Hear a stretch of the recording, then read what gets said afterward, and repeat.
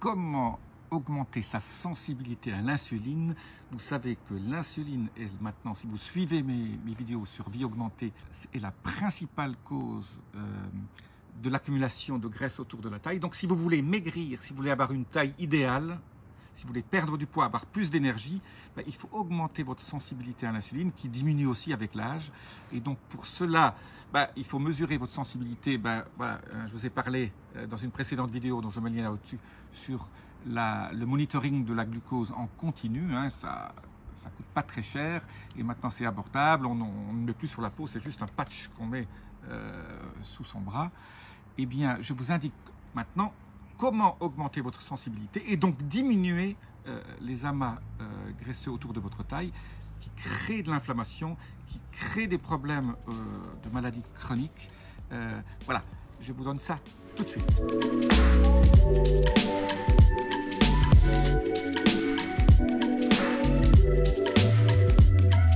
Je suis Jean-Marie Buterlin et vous regardez Vie Augmentée. Voilà, pour diminuer l'insuline, donc pour augmenter votre sensibilité à l'insuline. Je rappelle que ici, la sensibilité à l'insuline est une chose clé pour une vie augmentée et pour ne pas perdre du poids, donc ne pas prendre du poids, pardon. Et pour perdre du poids, il faut augmenter cette sensibilité. Et si vous n'êtes plus sensible à l'insuline, c'est vous avez donc une résistance insulinique et ça s'appelle le diabète type 2, qui n'est pas un problème de pancréas, ça n'a rien à voir avec le pancréas. Ça peut devenir à la fin quand on en a pendant très longtemps, mais c'est un problème de récepteur au niveau des cellules qui n'acceptent pas le glucose rentre et que l'insuline fasse en sorte que le glucose puisse rentrer dans vos cellules. Eh bien, il y a 5 manières d'augmenter cette sensibilité qui ne coûte pas très cher, c'est juste un problème de volonté et d'action. Donc pour savoir si vous êtes sensible ou pas, donc je répète, je vais vous mettre ici un lien pour le patch que j'utilise et aussi je vous montre ici ma courbe de glucose pendant la journée, le matin. Et je me suis rendu compte d'ailleurs que le matin, elle n'était pas si bonne que ça. Je ne suis pas très fier de moi. Parce que j'approche 110, 115 et l'idéal étant 85 au niveau glucose. Donc, comment j'augmente ma sensibilité, comment je décroît mon taux de glucose à jeun, qui est quand même important. Il y a 2 choses qui sont importantes. C'est éviter les grands pics pendant la journée, pendant vos repas. Donc, vous pouvez définir les repas, les aliments qui sont mauvais pour vous, ceux qui créent un grand pic insulinique. Et là, moi, j'ai plutôt une bonne nouvelle pour les grands amateurs de bain. Je ne dis pas qu'il faut consommer beaucoup de bain, mais quand vous consommez 1 à 2 ou 2 verres par jour, c'est plutôt bon pour la santé. On a montré que 1 à 2 verres de vin par jour, surtout du vin rouge, était plutôt bénéfique. Et c'est ce qu'on appelle le paradoxe français. Entre l'huile d'olive et le vin rouge et manger beaucoup de poissons, surtout des poissons gras. Donc je viens tout de suite, comment augmenter cette sensibilité? C'est quand même manger des aliments qui ont un indice glycémique bas. Alors je ne suis pas un très grand fan de ces valeurs d'indice glycémique, parce que par exemple le fructose a un indice glycémique, je crois, qui est à 33 ou 35 par rapport au glucose qui est à 100, et je suis contre le fructose. Tout ce qui contient du fructose, c'est pas très bon pour la santé, y compris les fruits. Donc mangez plutôt des fruits avec peu de fructose, comme toujours. Mes fruits favoris, je le répète indéfiniment, myrtille, mûre, framboise, peut-être un peu de kiwi et des pommes bio, parce que les pommes non bio sont une catastrophe. Donc regardez les tableaux d'indice glycémique et mangez donc pas trop de féculents et surtout pas de sucre rapide. Voilà. Donc pas de sucre dans votre café, donc pas de sucre saccharose, glucose ou fructose et très peu de féculents. Donc limitez les féculents et regardez ce que ça fait si vous avez un glucomètre. Regardez ce que ça fait pendant la journée, comment vous réagissez aux différents féculents. Alors les féculents que j'aime assez bien, c'est ceux qui ont des protéines en plus, donc c'est tout ce qui est légumineuse, il ne faut pas non plus trop en manger. La deuxième chose, c'est le jeûne intermittent. Le jeûne intermittent, donc c'est quand vous ne mangez que 2 fois ou 1 fois. Soit vous mangez 1 fois, ça s'appelle OMAD, One Meal a Day, 1 fois par jour. Ça, c'est l'idéal.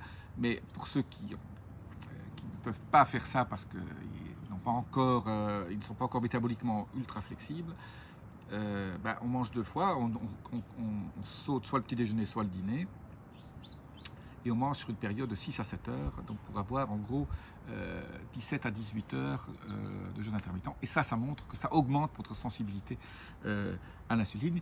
Alors la troisième chose qui est extrêmement bonne, c'est le sport. Hein. Donc le sport sous des formes diverses et variées, la marche en forêt, la marche au bord de l'eau, pendant au moins 40 minutes, marche assez rapide, ça c'est très très bien. Combiné avec lever des poids, hein, il faut faire de la masse musculaire, ça c'est très important. Faites des squats tous les jours, et même si c'est que 5 à 10 minutes. Et ce qu'on appelle le HIIT, H-I-I-T, High Intensity Interval Training, vous pouvez faire ça 2-3 fois par semaine, ça dure 5 à 7 minutes. Vous courez très très vite, vous échauffez d'abord bien sûr, vous courez très vite 20 secondes, vous chronométrez.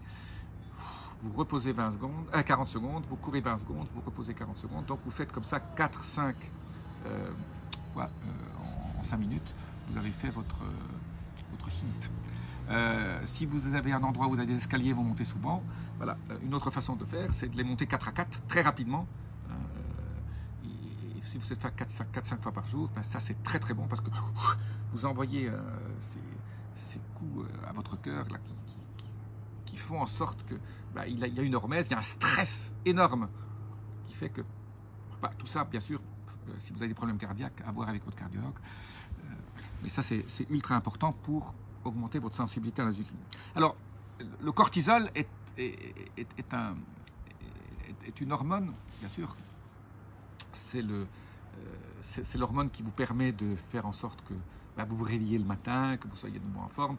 C'est l'hormone aussi qui est sécrétée quand il y a un danger, hein, ou alors quand on a du stress. Donc, le danger étant un stress.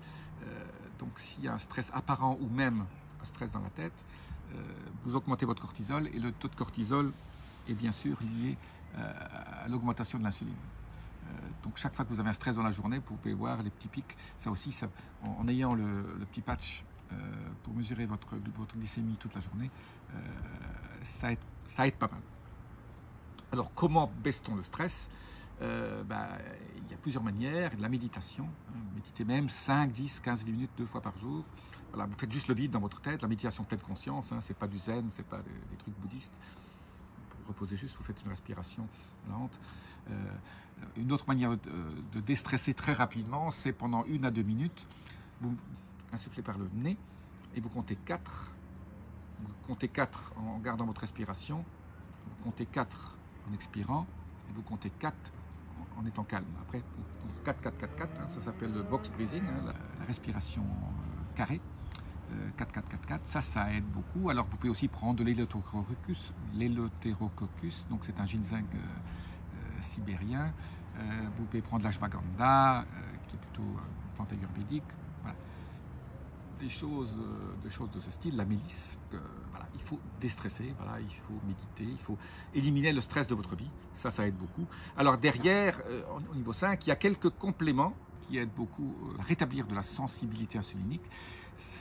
Alors je vais vous les donner très vite et je ne vous donne pas pourquoi, mais c'est en gros la berbérine. Prenez de la berbérine très dosée, hein, qui a 98% pure, là et là. Donc c'est les